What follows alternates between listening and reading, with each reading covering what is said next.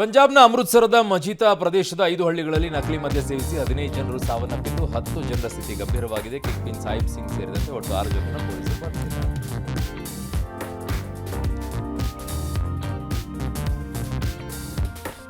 ಕಲಬುರಗಿಯ ಜಿಮ್ಸ್ ಆಸ್ಪತ್ರೆಯ ಹೆರಿಗೆ ವಿಭಾಗದಲ್ಲಿ ಲಿಫ್ಟ್ ಕೈಕೊಟ್ಟು 1.5 ಗಂಟೆ 9 ಜನ ಸಿಬ್ಬಂದಿ ಲಿಫ್ಟ್ನಲ್ಲಿ ಸಿಲುಕಿದ ಘಟನೆ ನಡೆಯಿತು.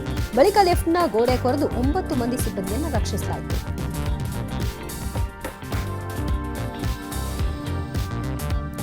ಭಾರತ ದೇಶದ ರಕ್ಷಣಾ ನಿಧಿಗೆ ಮಂತ್ರಾಲಯ ಶ್ರೀ ರಾಘವೇಂದ್ರ ಸ್ವಾಮಿ ಮಠದಿಂದ 25 ಲಕ್ಷ ರೂಪಾಯಿ ದೇಣಿಗೆ ನೀಡುವುದಾಗಿ ಪೀಠಾಧಿಪತಿ ಸುಬುಧೇಂದ್ರ ತೀರ್ಥ ಸ್ವಾಮೀಜಿಯವರು ಘೋಷಿಸಿದ್ದಾರೆ.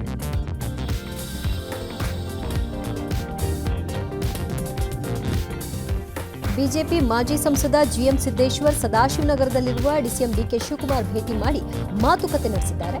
ಭೇಟಿಗೆ ಕುತೂಹಲವೂ ಇಲ್ಲ, ನಾನು ಬಿಜೆಪಿಯಲ್ಲೇ ಇದ್ದೀನಿ ಅಂತ ಸ್ಪಷ್ಟಪಡಿಸಿದ್ದಾರೆ.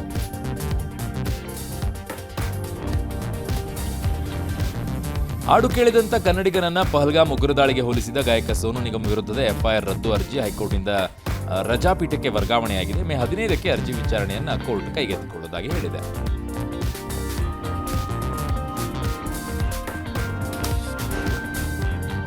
ಟೆಸ್ಟ್ ಕ್ರಿಕೆಟ್ಗೆ ನಿವೃತ್ತಿ ಘೋಷಿಸಿದ ಬೆನ್ನಲ್ಲೇ ವಿರಾಟ್ ಕೊಹ್ಲಿ ತಮ್ಮ ಪತ್ನಿ ಅನುಷ್ಕಾ ಶರ್ಮಾ ಜೊತೆ ವೃಂದಾವನದಲ್ಲಿರುವ ಸಂತ ಪ್ರೇಮಾನಂದ ಗೋವಿಂದ ಶರಣರ ಆಶ್ರಮಕ್ಕೆ ಭೇಟಿ ಕೊಟ್ಟು ಬಳಿಕ ಶ್ರೀಕೃಷ್ಣನ ದರ್ಶನವನ್ನು ಮಾಡಿದ್ದಾರೆ.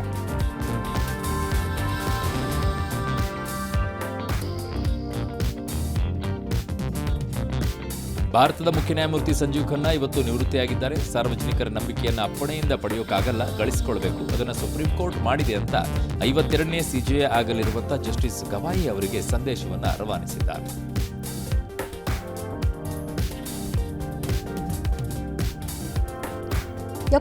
ನೇ ಮಿಸ್ ವರ್ಲ್ಡ್ಗೆ ಭಾರತ ಆತಿಥ್ಯ ವಹಿಸಿದ್ದು ಹೈದರಾಬಾದ್ನಲ್ಲಿ ನಡೀತಾ ಇದೆ. 100ಕ್ಕೂ ಹೆಚ್ಚು ದೇಶದ ಸುಂದರಿಯರು ಭಾಗವಹಿಸ್ತಾ ಇದ್ದು ಚಾರ್ಮಿನಾರ್ ನಗರದಲ್ಲಿ ವೇದಿಕೆ ಸಿದ್ಧವಾಗಿದೆ.